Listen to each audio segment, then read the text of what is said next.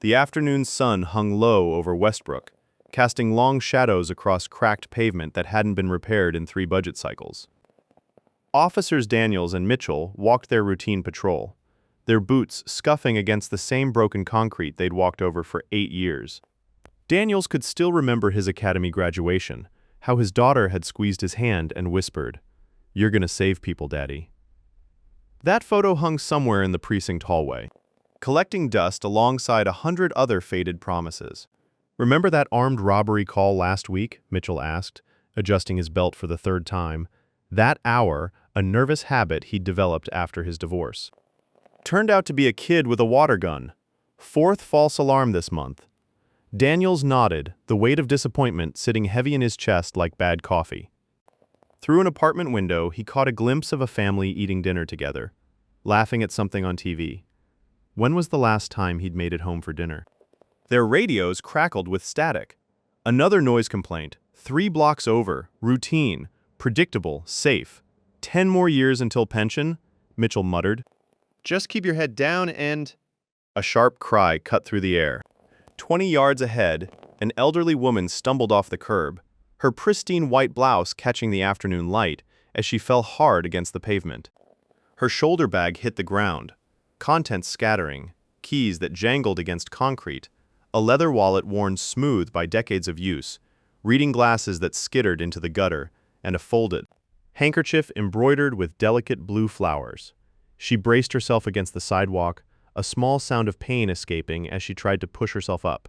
For a moment, neither officer moved. Then a chuckle slipped out of Daniels, low, unexpected, like air escaping from something deflated inside him.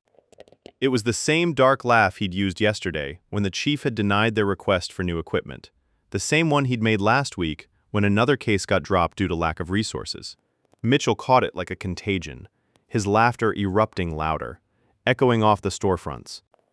It felt good to laugh at something, anything, after the morning they'd had, after the morning they'd been having for 8 straight years.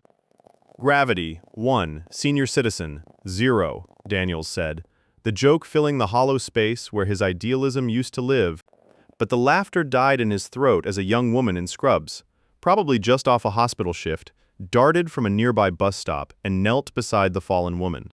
She cradled the elderly woman's scraped hands with a gentleness that made Daniels suddenly aware of how rough his own hands had become. The young woman looked up, and her eyes weren't just angry, they were disappointed. That was worse. How could you? Her voice shook. Is this what protect and serve means now? The words hit like a punch. Daniels felt his face flush hot beneath his collar. Mitchell opened his mouth, closed it, opened it again like a fish drowning in air. Around them a crowd had gathered. A man in a barber's apron shook his head slowly. A little girl pointed at their badges, whispering something to her mother that made the woman pull her daughter closer, protective. The crowd formed a wall around the fallen woman, deliberately turning their backs to the officers who had failed in the most basic human duty. "Should we?" Mitchell whispered, but the words had nowhere to go. Later that evening, Daniels sat at O'Malley's bar, nursing a beer he couldn't taste. The TV above the bar played a baseball game. Nobody was watching you two. Really stepped in it today. Officer Lopez slid onto the stool beside him. She'd been on the force for 15 years, had 3 commendations, and hadn't smiled since her partner was killed in 2019. She pulled out her phone. That video's already got 15,000 views. The beer turned to acid in Daniel's stomach. What video? She turned the screen toward him. There they were, frozen in the worst moment of their careers. 2 officers of the law laughing while an elderly woman lay injured on the pavement. The comments scrolled beneath like an indictment. "This is why nobody trusts cops anymore. My tax dollars pay for this. Disgusting." Mitchell appeared behind them, his face drained of color. That's not what we didn't mean." But the video didn't care what they meant. By morning, Westbrook had transformed. The diner where Daniels usually grabbed coffee went silent when he walked in.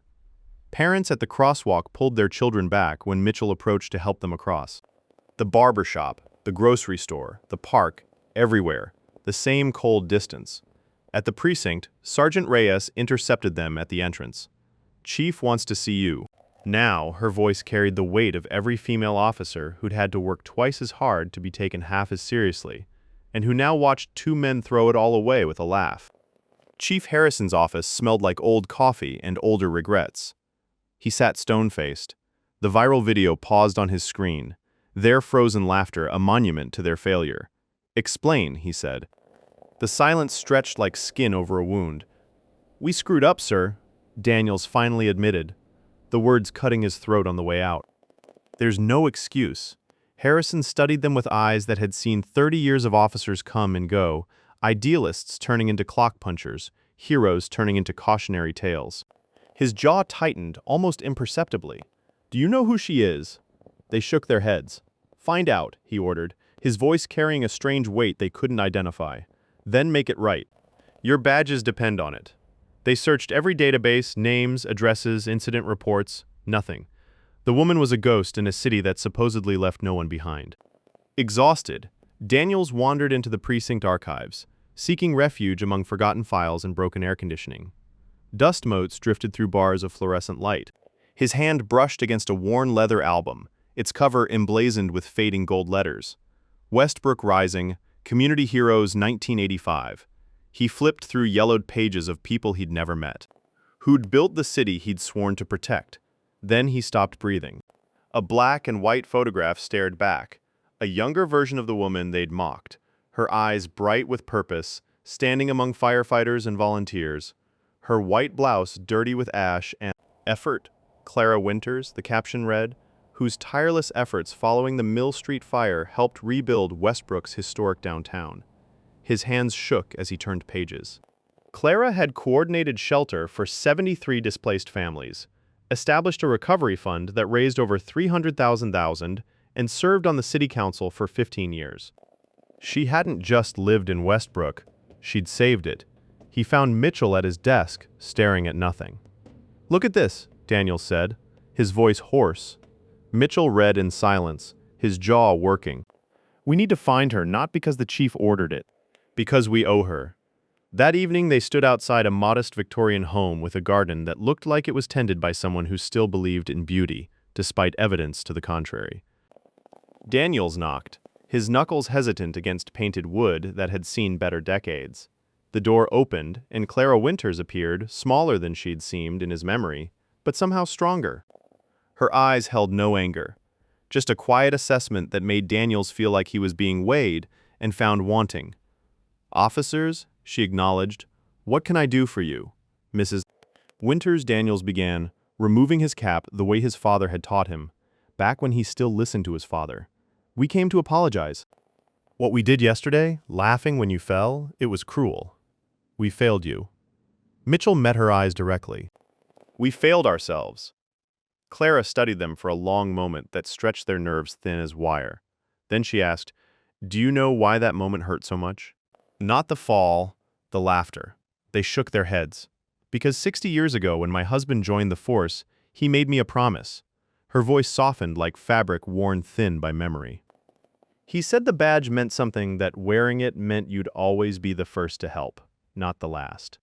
He died keeping that promise during the Mill Street fire, pulling a family from a burning building." The words landed like a physical blow. Mitchell's face crumpled. Daniels felt something break loose in his chest, something that had been frozen for years. "Mrs. Winters," Mitchell whispered, "we didn't know." "Of course you didn't," she replied gently. "But that's the point, isn't it? You didn't need to know who I was to help me. The badge should have been enough." She gestured them inside. Her living room was a museum of service photos of her husband in uniform, community awards, letters from families they'd never meet, thanking people they'd never know. Over tea, Clara shared stories of Westbrook's history, of neighbors who'd rebuilt after disasters, of officers who'd once known every resident by name. "The city's changed," she admitted, pouring tea with steady hands. "But people's need for protectors hasn't." As she spoke, Daniels felt something stir, that old academy fire, the belief that the badge meant something more than a paycheck. The following weeks brought small changes. Daniels and Mitchell started stopping to talk with shopkeepers. They learned that Mrs. Chen worried about her son overseas, that Marcus at the barbershop was saving for his daughter's college. that the crossing guard had arthritis but refused to retire because she loved the kids. They helped elderly residents across intersections. They played basketball with neighborhood kids. They started a Tuesday coffee meetup at Rose's Diner where residents could voice concerns. These weren't grand gestures, just steady steps back toward the people they'd meant to be. The community noticed nods of acknowledgement replaced suspicious glances. Children waved. The wall began to crumble, brick by brick. 3 months after the incident, Clara Winters sat on a park bench watching the first senior safety walk, where elderly residents paired with officers for morning strolls through Westbrook Park. Chief Harrison stood beside her, hands clasped behind his back. "You know," Clara said, quietly, "your father would be proud of what's happening here." The chief smiled softly, his eyes distant. "They don't know, do they? That you're my mother." Clara shook her head. "And they don't need to." What matters is, they found their way back to what that badge really means, across the park. Daniels caught Clara's eye and offered a respectful nod. Not seeking forgiveness, but acknowledging the journey. The viral video hadn't disappeared. It never would, but it had become something unexpected, a turning point rather than an ending. That evening, Daniels made it home for dinner. His daughter looked up, surprised, as he sat down at the table. "Long day, Dad." He thought about the question about Clara's husband who died a hero, about the weight of a badge worn with purpose instead of resentment, about the long road back to the officer. He'd promised to be, "Yeah," he said, squeezing her hand. But a good one. Redemption wasn't a moment. It was a path, walked step by humbled step, with the weight of the badge once again a source of pride rather than burden.